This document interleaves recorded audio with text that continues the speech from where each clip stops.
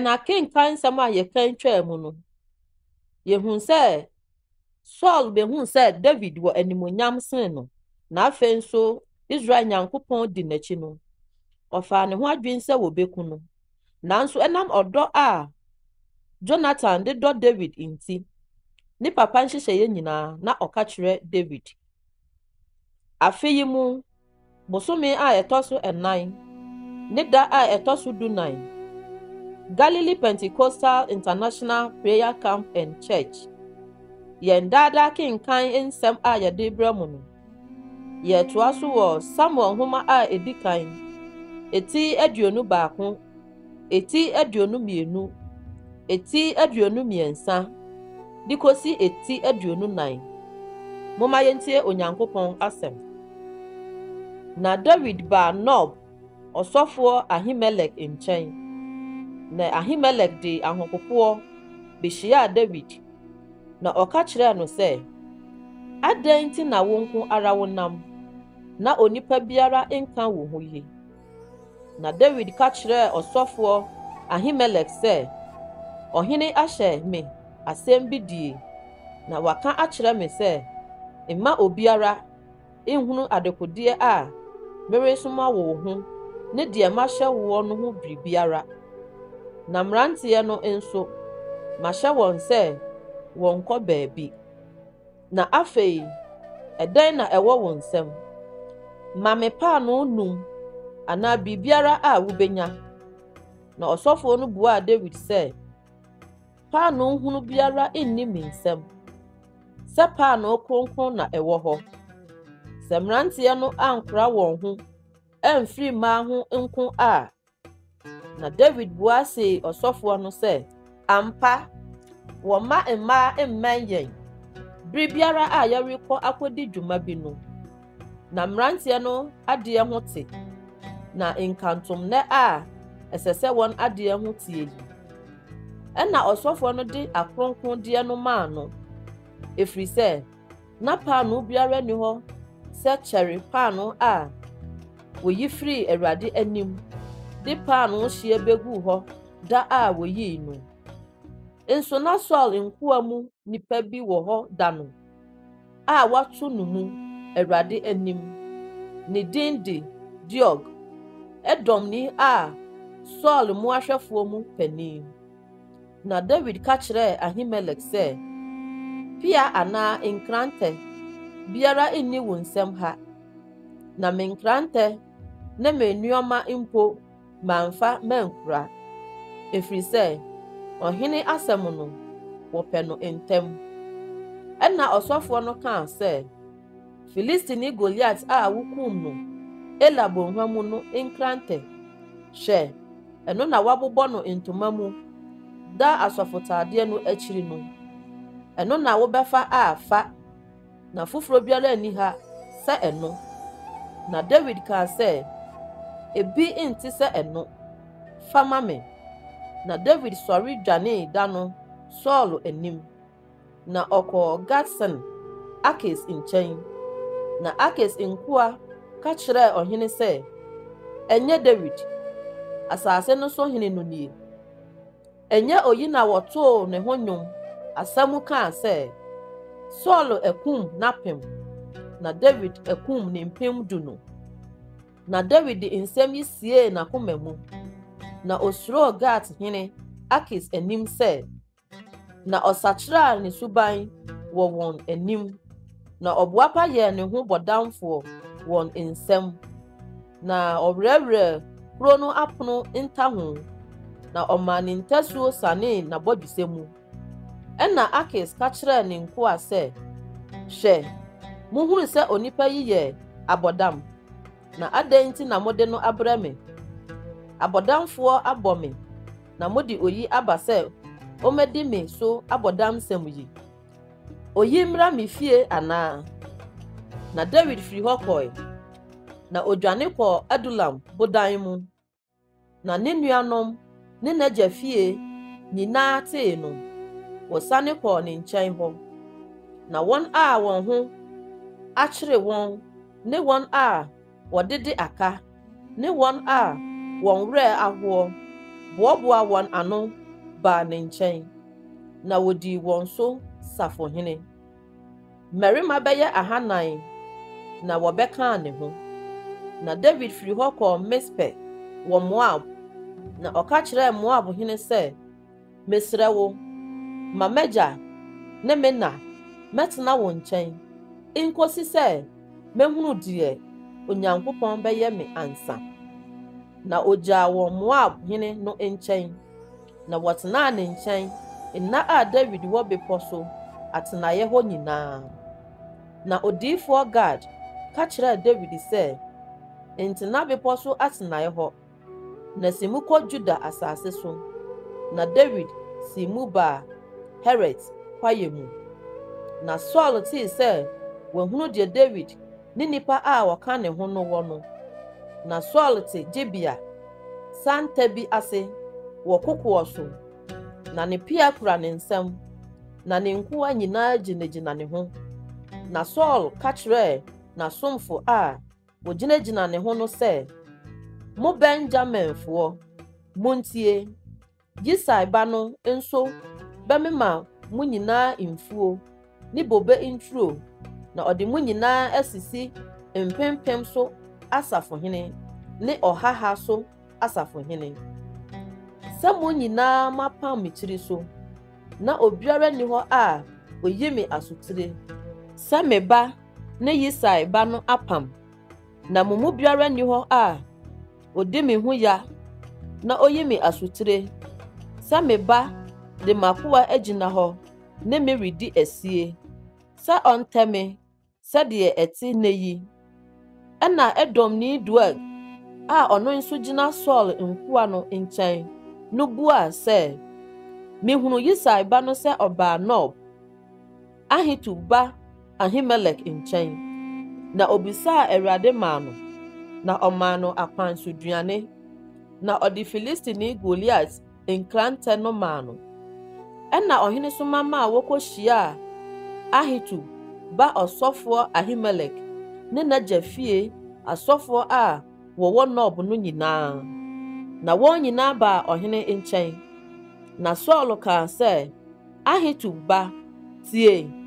Na obuaa sɛ, menie, mewura. Na Saul ka kyerɛɛ no sɛ, adɛn nti na wo ne Yisai ba no apam me tiri so, na womaa no aduane ne nkrantɛ, na wobusaa Onyankopɔn maa no sɛ ɔnsɔre me so na ɔntete me sɛdeɛ ɛteɛ nne yi. Na Ahimelek buaa ɔhene sɛ, na wo nkoa nyinaa mu hwan na ɔyɛ ɔnokwafoɔ sɛ David a ɔyɛ ɔhene aseɛ na otie w'asɛm na odi wo ni wɔ wo fie. Nnɛ na merefiri aseɛ mɛbisa Onyankopɔn mama no anaa. Yei mpare me, mma ɔhene mfa asɛm bi nto n'akoa anaa m'agya fie nyinaa so. Na w'akoa nnim yeinom nyinaa ho hwee, ketewa o, kɛse o. Na ɔhene kaa sɛ, Ahimelek, wuo ara na wobɛwuo, wo ne w'agya fie nyinaa. Na ɔhene ka kyerɛɛ awɛmfoɔ a wogyinagyina ne ho no sɛ, mondane mo ho nkum Awurade asɔfoɔ no. Na wɔn nsa nso wɔ David die mu, na wonim sɛ wɔredwane na wɔanyi me asotire. Na ɔhene nkoa no ampɛ sɛ wɔtene wɔn nsa ka Awurade asɔfoɔ no. Ɛna ɔhene ka kyerɛɛ Doeg sɛ, wo deɛ, dane wo ho na ka asɔfoɔ no. Na Edomni Doeg danee ne ho, na ɔkaa asɔfoɔ no, kum mmarima 85 a wɔhyɛ nwera asɔfotaadeɛ da no ara. Na asɔfoɔ kuro Nob nso, ɔde nkrantɛ ano kunkum wɔn, mmarima ne mmaa, mmɔfra ne nkokoaa, anantwie ne mfunumu, ne nnwan nyinaa, na ɔde nkrantɛ ano kunkum wɔn.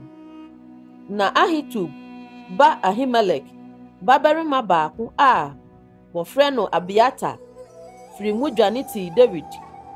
Abiatar ka kyerɛɛ David sɛ, Saul ɛkum Awurade asɔfoɔ no. Na David ka kyerɛ Abiata sɛ, da no a na Edom ni Doeg wɔ hɔ no na mehunu sɛ ɛyɛ dɛn ara a ɔbɛkɔ akɔka akyerɛ Saul. Me na medi m'agya fie akra nyinaa ho so. Tena me nkyɛn, nsuro, na deɛ ɔrehwehwɛ me aku me no, ara na ɔrehwehwɛ wo nso aku wo. Na me nkyɛn deɛ wɔbɛhwɛ wo so. Na ɔka kyerɛɛ David sɛ, hwɛ, Filistifoɔ ne Keila reko, na wɔrefom ayuo kɔrebea fa. Na David bisaa Awurade sɛ, menkɔto nhyɛ Filistifoɔ yi so anaa?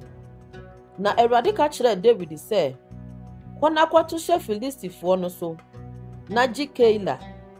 Na David mmarima no ka kyerɛɛ no sɛ, hwɛ, Juda ha mpo yɛsuro na nkantom sɛ yɛbɛkɔ Keila akɔ ne Filistifoɔ dɔm ako.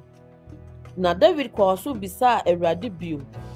Na Awurade buaa no sɛ, sɔre sane kɔ Keila, na me na mede Filistifoɔ no merehyɛ wo nsa. Ɛna David ne ne nipa no sii mu kɔɔ Keila, na ɔne Filistifoɔ no kɔkɔe, na ɔkaa wɔn mmoa fae, na okum wɔn ekum kɛseɛ. Na David gyee Keilafoɔ. Na Ahimelek ba Abiata redwane akɔ David nkyɛn Keila no. Na asɔfotaadeɛ no kura no, na ɔde sane kɔe. Na wɔkɔka kyerɛɛ Saul sɛ, David aba Keila. Na Saul kaa sɛ, Onyankopɔn reyi no ahyɛ me nsa, na wato ne ho mu, sɛ wakɔ kuro a ano wɔ apono ne adaban mu. Na Saul ma wɔhyiaa ɔman no nyinaa, sɛ wɔreka ɔsa, na wɔsane akɔ Keila akɔtua David ne ne nipa no. Na David huu sɛ Saul rebɔ ne ho pɔbɔne no, ɔka kyerɛɛ ɔsɔfoɔ Abiata sɛ, fa asɔfotaadeɛ no bra. Na David kaa sɛ, Awurade, Israel Nyankopɔn, wakoa ate no ampa ara sɛ, Saul repɛ aba Keila, na me enti wabɛsɛe kuro no. Keilafoɔ de me bɛhyɛ ne nsa anaa? Saul bɛsane aba sɛdeɛ wakoa tee no. Awurade, Israel Nyankopɔn, mekoto mesrɛ wo, ka kyerɛ wakoa. Na Awurade kaa sɛ, ɔbɛsane aba. Na David kaa sɛ, Keilafoɔ bɛyi me ne me nipa ahyɛ Saul nsa. Na Awurade sɛ, wɔbɛyi wo ama. Ɛna David ne ne mmarima a wɔbɛyɛ 600 no sɔre firi Keila, na wɔkɔɔ baabiara a wɔbɛtumi akorɔ. Na wɔkɔka kyerɛɛ Saul sɛ, David adwane afiri Keila no. Ogyae n'akyiridie. Na David kɔtenaa ɛserɛ so, bepɔ so atenaeɛ ahodoɔ no mu. Na ɔtenaa bepɔ bi so, Sif serɛ so. Na Saul hwehwɛɛ no da biara, nanso Onyankopɔn amfa no anhyɛ ne nsa. Na David hunu sɛ Saul afiri adi rebɛhwehwɛ no aku no. Nso David wɔ Sif serɛ so wɔ Hores. Ɛna Saul ba Jonathan sɔre kɔɔ David nkyɛn wɔ Hores, na ɔhyɛɛ ne nsa den Nyankopɔn mu. Na ɔka kyerɛɛ no sɛ, nsuro, na m'agya Saul nsa renka wo, na wo na wobɛdi Israel so hene, na mayɛ wo wabɛdi akyire. Na m'agya Saul nso nim yei. Na wɔn baanu pamee Awurade anim. Na David tenaa Hores, na Jonathan kɔɔ ne fie. Ɛna Sififoɔ foro kɔɔ Saul nkyɛn, Gibea kɔkaa sɛ, ɛnyɛ David na ohunta yɛn nkyɛn wɔ atenaeɛ a ɛwɔ Hores, Hakila kokoɔ a ɛwɔ ɛserɛ pataa no anaafoɔ fam no so. Na afei, ɔhene, sane bra sɛdeɛ wo kra ahwehwɛ a ɔrehwehwɛ sɛ ɔbɛsane no tie nyinaa. Na yɛn deɛ ne sɛ, yɛbɛyi no ahyɛ ɔhene nsa. Ɛna Saul kaa sɛ, Awurade nhyira nka mo sɛ, moahunu me mmɔborɔ. Monkɔ nkɔhwehwɛ mu yie, na monhwɛ nhunu faako a ɔhyɛ ne oniiku a ohunu no hɔ na mate sɛ ɔyɛ onitifoɔ sɛ na monhwɛ nhunu faako a ohuntahunta no nyinaa na sɛ ɛyɛ ampa a monsane mmra me nkyɛn na me ne mo nkɔ na sɛ ɔwɔ asase no so a mɛtwe mapɛ no Juda mpempem nyinaa mu na ɔsɔre di Saul anim kɔɔ Sif na David ne nipa no wɔ Maon srɛ so mpaprɛ a ɛwɔ ɛsrɛ pataa no anafoɔ fam no so na Saul ne nipa kɔɔ sɛ wɔrekɔhwehwɛ no na wɔkɔka kyerɛɛ David na ɔsanee ɔbotan no kɔtenaa Maon srɛ so na Saul tee no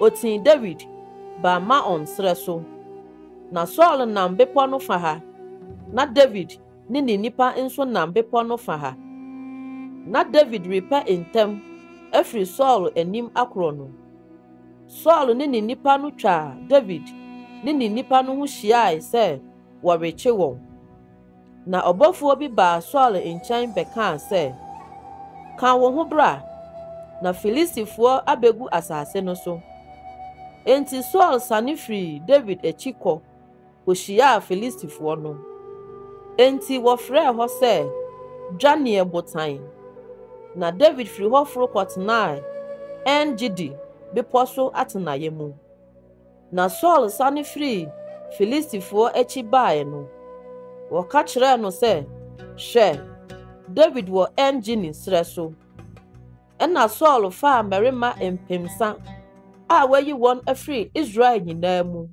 na ɔkɔɔ sɛ ɔrekɔhwehwɛ David ne nipa no nkakragya abotan so na oduruu nwanmuo a ɛwɔ ɛkwan no soɔ no ho na ɔbodan bi wɔ hɔ na Saul hyɛne mu sɛ ɔrekɔgya ne nan na David ne nipa nso tete ɔbodan no mu nohoa na David nipa no ka kyerɛɛ no sɛ hwɛ da a Awurade ka kyerɛɛ wo sɛ hwɛ mede wo tamfo bɛhyɛ wo nsa na wɔyɛ ne sɛdeɛ ɛyɛ wɔ w'ani soɔ no nie ɛna David sɔre wiawia ne ho kɔtwaa Saul bakatari ano na ɛno akyiri no David akoma bɔɔ no periperi sɛ wɔatwa Saul ataadeɛ ano na ɔka kyerɛɛ ne nipa no sɛ Awurade ma no mpare me sɛ mɛyɛ me wura a Awurade asra no adeɛ a ɛte sɛ mɛtene me nsa maka no ɛfiri sɛ deɛ Awurade asra no ne no na David de nsɛm yi bɔɔ ne nipa no pem na wampene ama wansɔre antia Saul na Saul sɔre firi ɔbodan no mu sii ne kwan mu na ɛno akyiri no David nso sɔre firi ɔbodan no mu firi adi na ɔhyɛɛ Saul mmɔn sɛ mewura ɔhene na Saul hwɛɛ n'akyiri no David bɔɔ ne tiri ase na ɔkotoe na David ka kyerɛɛ Saul sɛ adɛn nti na wotie nipa nsɛm a wɔkeka sɛ hwɛ David pɛ wo bɔne no hwɛ ɛnɛ da yi w'ani ahunu sɛdeɛ Awurade de wo hyɛɛ me nsa nnɛ ɔbodan no mu na wɔka sɛ menku wo na medodoo wo ho na me se merentene me nsa menka me wura ɛfiri sɛ deɛ Awurade asra no ne no enso mɛgya ampa ara hwɛ sɛ wo batakari ano kura me nsɛm na ɛnam sɛ mɛtwa wo batakari ano na manku wo yi hunu na hwɛ sɛ bɔne anaa mmarato bi nni me nsɛm na menyɛ wo bɔne biara enso wo deɛ wo repɛ me akumi Awurade mmu me ne wo ntam atɛn na Awurade nye mare tɔdeɛ wo nsɛm na me nsa deɛ ɛrenka ho sɛdeɛ tete bɛ no ka no abɔnefoɔ so na bɔne fire na me nsa deɛ ɛrenka ho hwan akyi na Israel hene atu die yi na hwan na woriti no yi ɔkraman funu akyi ɔkraman due baako akyi na Awurade nyɛ otemufuo na ɔmmu me ne wo ntam atɛn na ɔnhunu na ɔnni m'asɛm ma me na ɔmmu me atɛn enyi me wo nsɛm. Na David kaa nsɛm yi kyerɛɛ Saul wieɛ no, Saul kaa sɛ, wo ne nie, me ba David. Na Saul maa ne so sui. Na ɔka kyerɛɛ David sɛ, wotene kyɛne me, ɛfiri sɛ, wode papa atua me ka, na me deɛ mede bɔne matua wo ka. Na wakyerɛ me nnɛ sɛ, wo ne me adi no yie, sɛ Awurade de me hyɛɛ wo nsa, na woanku me. Na sɛ obi to ne tamfo a, ɔbɛma no de ne ho sɔn akɔ anaa. Enti Awurade ntua wo ka pa nhyɛ deɛ wayɛ me nnɛ yi anan mu.